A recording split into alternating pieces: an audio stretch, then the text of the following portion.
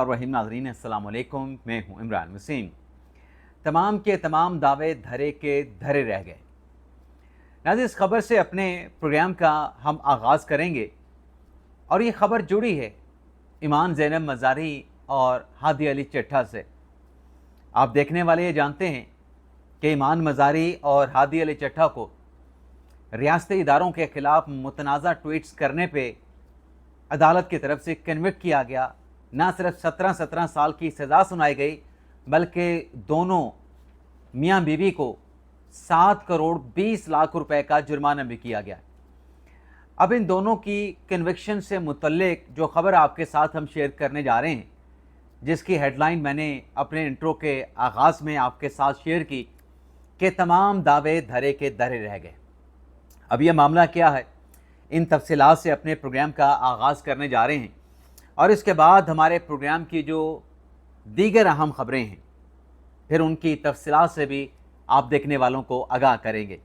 तो प्रोग्राम का आगाज़ करने से पहले आपसे दरख्वास्त होगी कि चैनल को सब्सक्राइब कर लें, बेल आइकॉन का बटन प्रेस करें, वीडियो पसंद आए तो इसे लाइक और शेयर ज़रूर कीजिएगा।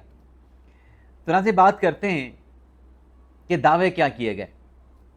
इस वक्त नाज़रीन स्ट्रेट अवे अपनी बात पे आते हैं, मुद्दे पे आते हैं। अदलिया से मुतल्लिक कुछ दावे किए जाते हैं और कुछ अंदाज़े लगाए जाते हैं और अंदाज़ों में ब्लेम गेम भी की जाती है। अब आप देखें, 26वीं तरमीम के बाद अदलिया पे जो कुछ भी कहा गया, आज़म सवाती साहब, उनके ख़िलाफ़ जो केस था तहरीक इंसाफ के एहतजाज को माली तौर पे सपोर्ट करने का, जनाब आज़म सवाती साहब उस इल्ज़ाम से बरी हुए। आज़म सवाती साहब को अदालत ने इक्वेट कर दिया।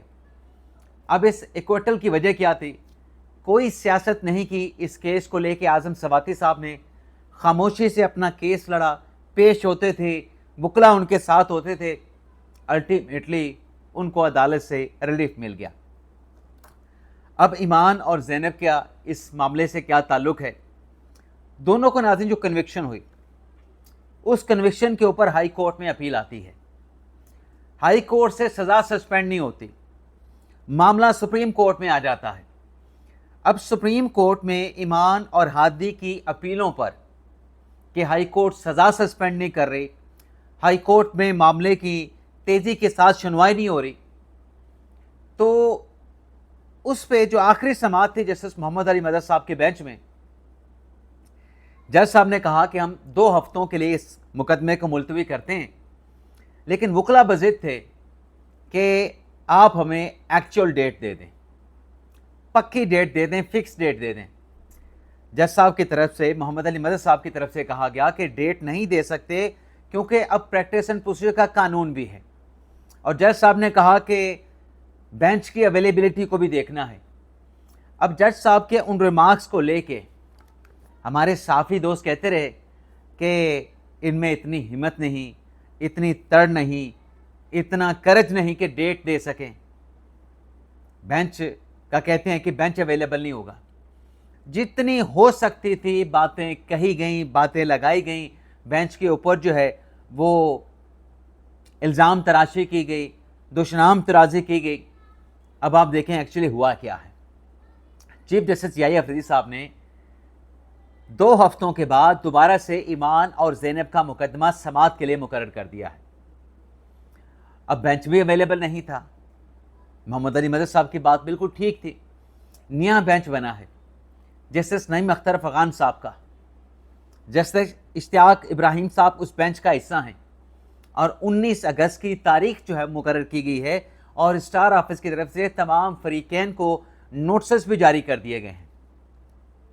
तो जज साहब ठीक कह रहे थे, लेकिन जो दुशनाम तराजी कर रहे थे, जो जज साहब को, मोहम्मद अली मदद साहब के, उनके बेंच को बुरा भला कह रहे थे, क्या उनको नहीं पता था कि प्रैक्टिस एंड प्रोसीजर का जो कानून है उसके मुताबिक अब तारीख देना, बेंच बनाना, ये एक कमेटी का अख्तियार है। वो कमेटी सब कुछ कर सकती है। अब बेंच में फिक्स तारीखें नहीं होती हैं, लेकिन इस अंदाज से नहीं होती। बहुत सोच समझ के, देख भाल के चलना पड़ता है कि अगर बेंच अवेलेबल नहीं تو تاریخ دینی ہے نہیں دینی، اگلا بینچ کون سا ہوگا، یہ تمام چیزوں کو دیکھنا ہوتا ہے۔ بینچ اویلیبل ہو تو پھر تاریخ مل بھی جاتی ہے، لیکن بینچ اویلیبل نہ ہو تو پھر تاریخ دینا مشکل ہو جاتا ہے۔ لیکن چونکہ ہم نے ہر کام سے غلط چیزیں ہی نکالنی ہوتی ہیں، تو غلط چیزوں کے نکالنے کے لیے ہم خود بھی کبھی، بلکہ اکثر اوقات جو ہے وہ غلط ہو جاتے ہیں۔ ہم خود بھی کا مطلب یہ ہے کہ ہمارے میں سے ایسے لوگ ہیں۔ اب ناظرین دوسری خبر پہ آ جاتے ہیں۔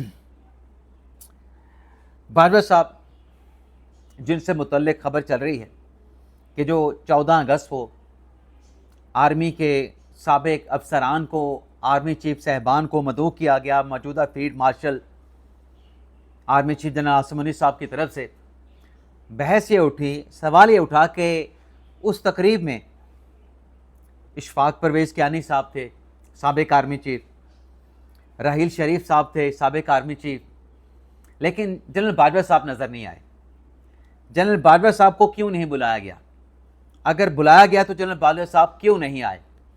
اب اس بحث کے بعد جو خبر سامنے آئی ہے وہ یہ ہے کہ جنرل باجوہ صاحب اپنے چیک اپ کے سلسلے میں، میڈیکل ایگزامینیشن کے سلسلے میں، جو گھر پہ وہ گرے تھے، طبیعت ان کی بہتر ہے، لیکن میڈیکل چیک اپ کے لیے وہ متحدہ عرب امارات میں ہیں۔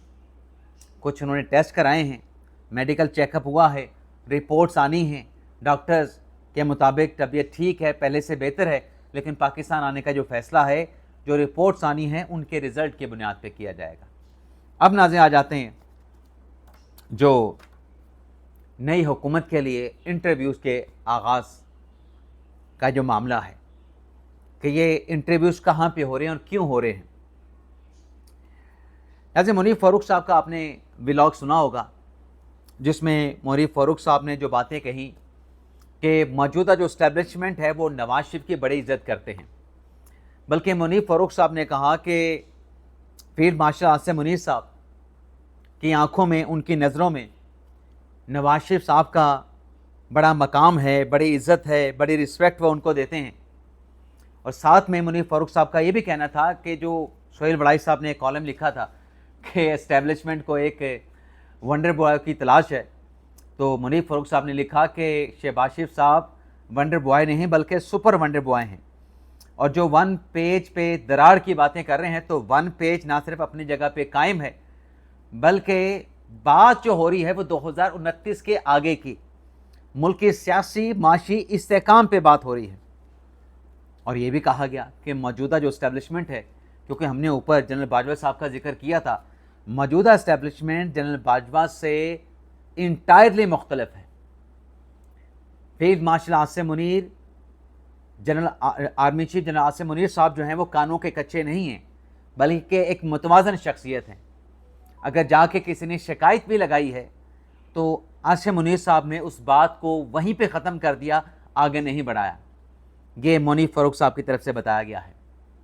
اب جناب باجوہ صاحب کے دور میں کیا ہوتا تھا، عمران خان صاحب کے دور میں کیا ہوتا تھا، یہ مجھے کہنے کی ضرورت نہیں، لیکن جو ایک کرکس ہے وہ یہ ہے کہ جتنی مرضی لوگ باتیں کہیں، لوگ دعوے کریں، ون پیج میں دراریں نکالیں، موجودہ نظام کی، موجودہ حکومت کی جو مجموعی کارکردگی ہے، اس پر اسٹیبلشمنٹ کی طرف سے اطمینان کا جو ہے وہ اظہار کیا جاتا ہے۔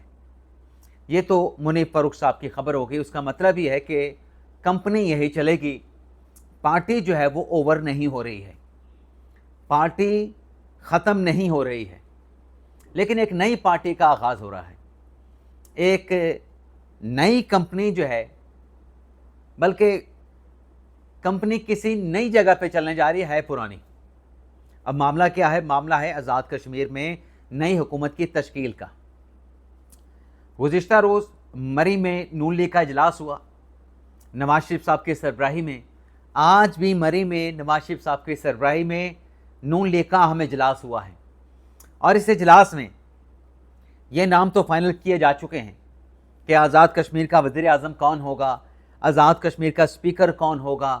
ان ناموں کے اناؤنسمنٹ جو ہے وہ نواز شریف صاحب خود کریں گے، شاید کل اس کی اناؤنسمنٹ بھی کر دی جائے۔ لیکن جو مخصوص نشستیں ہیں، ریزرو سیٹیں ہیں خواتین کی آزاد کشمیر میں، ان کے لیے 10 خواتین کے لیے آج مری میں باقاعدہ طور پہ انٹرویو ہوئے ہیں۔ نئی حکومت کی تشکیل سے پہلے نئی حکومت کی تشکیل کے سلسلے میں یہ انٹرویوز جو مخصوص نشستوں کے لیے مری میں کیے گئے ہیں، گورنر ہاؤس میں کیے گئے ہیں غالباً، یا نواز شریف صاحب کی اپنی رہائش گاہ پہ ہوئے ہیں، اس میں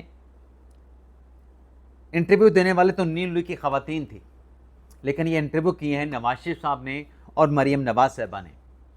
اور اس حکومت کی تشکیل کے دوران یا تشکیل دیتے ہوئے اس حکومت کے ناموں کو کہ کون کہاں پہ آئے گا، وزیر اعظم اسپیکر کون ہوگا، کابینہ میں کون ہوں گے، مخصوص نشستوں پہ کون آئے گا، نون لیگ کو اس بات کا مکمل طور پہ ادراک ہے کہ جو توقعات، جو امیدیں آزاد کشمیر کے عوام کی ہیں، یا جوائنٹ ایکشن کمیٹی نے جو کچھ اب تک کیا ہے، اس کے بعد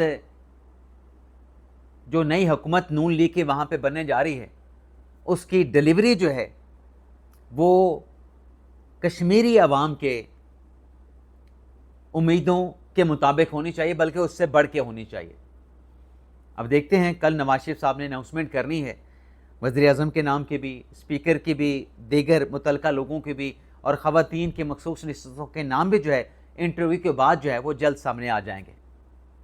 اب ناظرین آخری خبر جو آپ کے ساتھ ہم نے شیئر کرنا ہے وہ خبر ناظرین جو پاکستان تحریک انصاف کے ایم این اے نسیم علی شاہ صاحب نے جو بنوں میں خطاب کرتے ہوئے تقریر کرتے ہوئے کہا کہ جو قائد اعظم کا خواب تھا وہ ہماری قوم کے لیے عذاب بن گیا، ہمیں مزید خواب نہ دکھائے جائیں.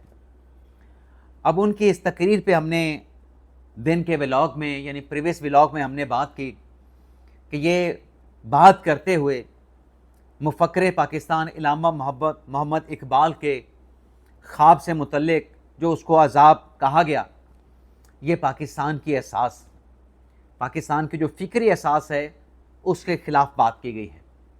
دو قومی نظریے کے خلاف انہوں نے جا کے بات کی ہے.